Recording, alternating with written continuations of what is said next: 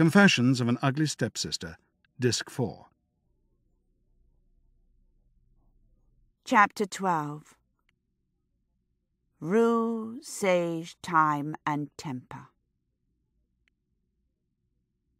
The day comes when the painting is done, but for the caresses of varnish needed to protect against the ravages of centuries. All varnishes can't go on at once. Some can be applied only after the painting has dried for months. It amazes Iris that the master can think about the painting surviving for longer than his lifetime. But when she makes a joke about it, he snaps at her. "And what makes you think beauty should go in and out of fashion like a rage of eating with forks, or an obsession with the music of the virginal, or a madness to adore tulips for that matter? Will future generations look at this child and not be stunned by her perfection?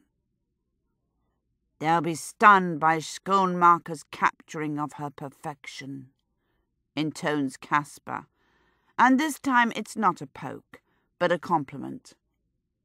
"And why not?" says the master, unable to be humble now. He has no energy. "I suspect," says Margaretta, passing through with a clutch of humble roots in her hands, "that they'll think you flattered the child. They won't believe she looked so angelic." She says this with a measure of what? Something that Iris can't name. Henrika and Cornelius van den Meer plan a feast for their friends in Haarlem and Amsterdam, for those who have staked sums of capital on the tulip cargoes, and also for those whose tongues are waggish and whose wallets are heavy. It takes a number of days to arrange, to borrow benches from neighbours, to clean the strict house from front to back, from attic to cellars.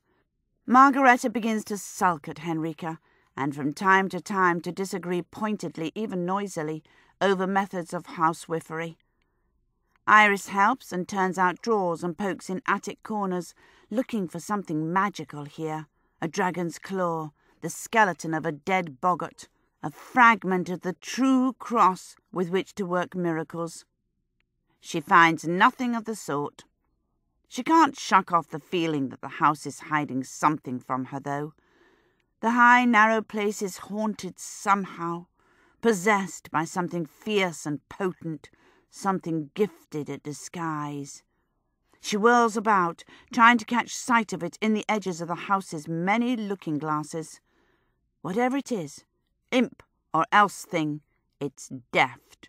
It eludes her. When the day of the party arrives at last, so too does autumn's first really biting cold weather. Late in the afternoon, Iris and Ruth sweep fallen linden leaves off the paths in the garden. That is, Ruth pretends to sweep them first, and Iris follows up doing the actual job. The idea of a banquet makes the sisters giddy. Van den Meer has said they might sit in the kitchen and peer in from the doorway, as long as they make no noise, and remove themselves to their pallets in the cranny if Henrika tells them to go. "It'll be night, and tapers will be lit, and there'll be music," says Iris, as much to herself as to Ruth, "and we'll look clean and smart, even though no one will see us." Margaretta has laundered their best aprons, and attempted some clumsy stitchwork upon the pockets. She pricked her finger and cursed and kept on, no matter how tired she became, or how low the light guttered, and Iris and Ruth are thrilled with the idea of wearing clothes made pretty for a feast. Clara, however, is cross.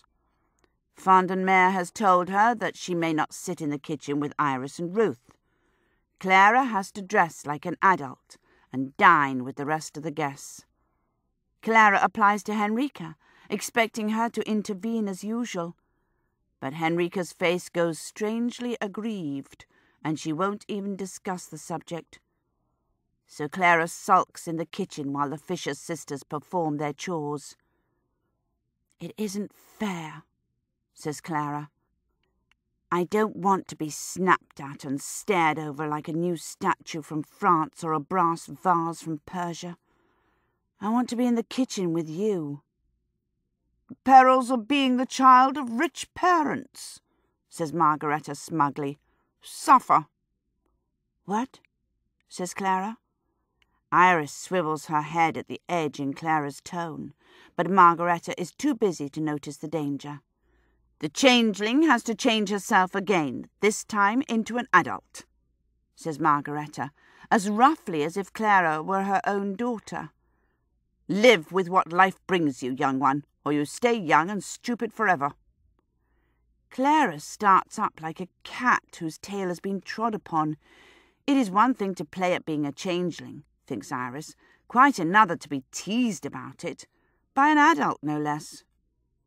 Holding her fists an inch or two on either side of her ears, Clara begins to scream. Margaretta looks up guiltily.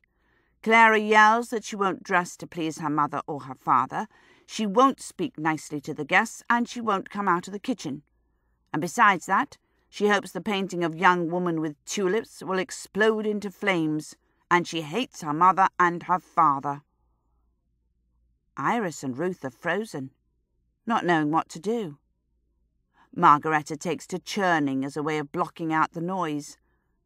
Iris is guilty. Too many stories about poor timid girls who learn to have brave hearts. "Hush, Clara," says Iris. "You'll wake the imp." With her soft step, Henrika arrives. She insists that there's no more to discuss about it, and that Clara is being wicked. Clara apparently intends to stay being wicked, for she won't stop screaming. Not until Ruth bursts into tears and sinks to her knees at Clara's hems and wraps her awkward arms around the girl's hips. "Go away, you ugly ogre," says Clara. Impassable English, Iris has to note. But Ruth has no faculty for shame, and she doesn't budge, and eventually Clara collapses into her arms, mewing. "No child of mine ever screamed like a hellcat," observes Margaretta to the butter churn.